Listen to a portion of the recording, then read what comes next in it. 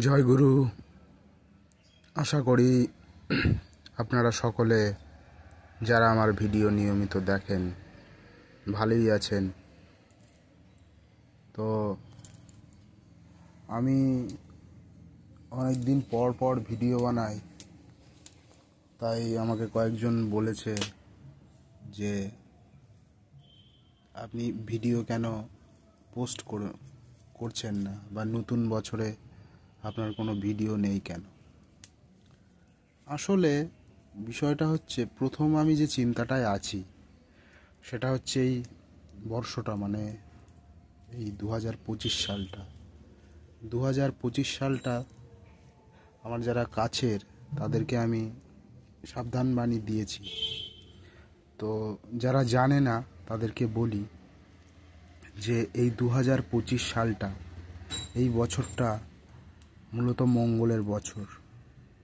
আর মঙ্গলের কি কি সিমটমস রয়েছে, মঙ্গল কি কি করাতে পারে, সেটা যারা জ্যোতিষ গবেষণা করেন, ন্যূনতম যাদের এইসব বিষয়ে বোধ বুদ্ধি রয়েছে, তারা ভালো করেই জানে।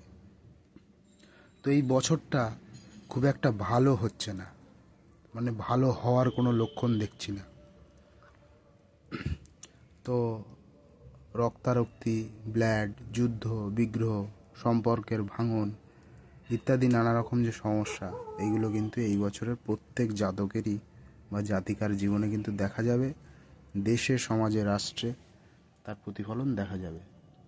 এমনকি প্রাকৃতিক বিপর্যয়, ভূমিকম্প, বন্যা, প্রচুর বরফ পড়া, অ্যাক্সিডেন্ট, এগুলো কিন্তু এবারে হবে।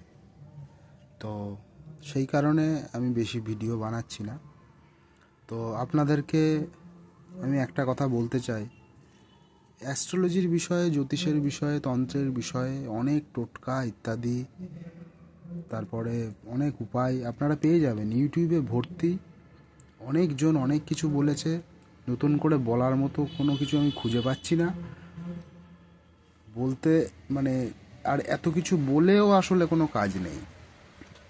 কারণ হচ্ছে, যেটি করার দরকার আপনাদের সকলকে, সেটি হলো এই বছরটা পুরোপুরি সৎ কর্ম করা, ঈশ্বরমুখী থাকা, নিরন্তর আপনার যে সাধনা রয়েছে সেটা চালিয়ে যাওয়া, যে পন্থ বা সম্প্রদায়ে রয়েছেন তার যা বিধি রয়েছে গুরুর আজ্ঞা মতো সেই বিধি পালন করে যাওয়া। কারণ এই বছরটা কারোর জন্যই ভালো নয়।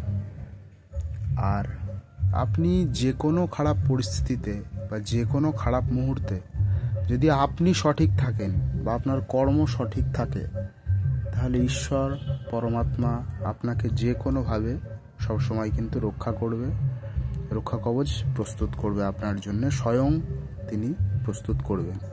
তাই নতুন বছরে আপনাদের সকলকে আমার তরফ থেকে এই একটি বার্তা, এই বছরটা আপনারা একটু অধ্যাত্ম চিন্তার মধ্যে থাকুন, নিজের গুরু ইষ্টের প্রতি ভাব ভালোবাসা আরও বেশি করে প্রকট করার চেষ্টা করুন।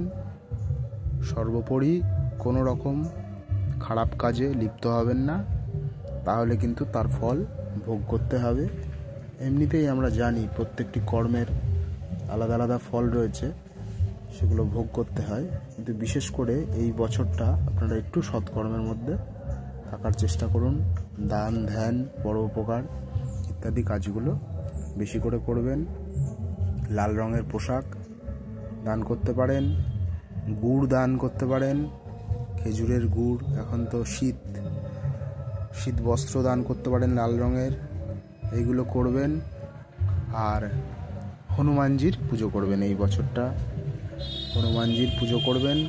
পারলে প্রত্যেক দিন লাল চন্দন কেশর মিশিয়ে তিলক করবেন, হনুমান চল্লিশা পড়বেন এবং আপনার গুরুর দেওয়া যে পদ্ধতি রয়েছে, ধ্যান, জপ, মেডিটেশন বা নাম সংকীর্তন যাই আছে, যাগযজ্ঞ, সেগুলো করবেন। সকলের মঙ্গল কামনা করছি। নতুন বছর সকলের ভালো কাটুক এবং ভালো যে পজিটিভিটি, সাধনার যে ফল, সেই ফলের দ্বারা সকল অশুভ কেটে যাক এবং পৃথিবীর মানুষ খুশিতে থাকুক, আনন্দে থাকুক, সকলের মনস্কামনা পূর্ণ হোক। অনেক অনেক শুভেচ্ছা, ভালো থাকবেন। জয় গুরু, জয় গুরু, জয় গুরু।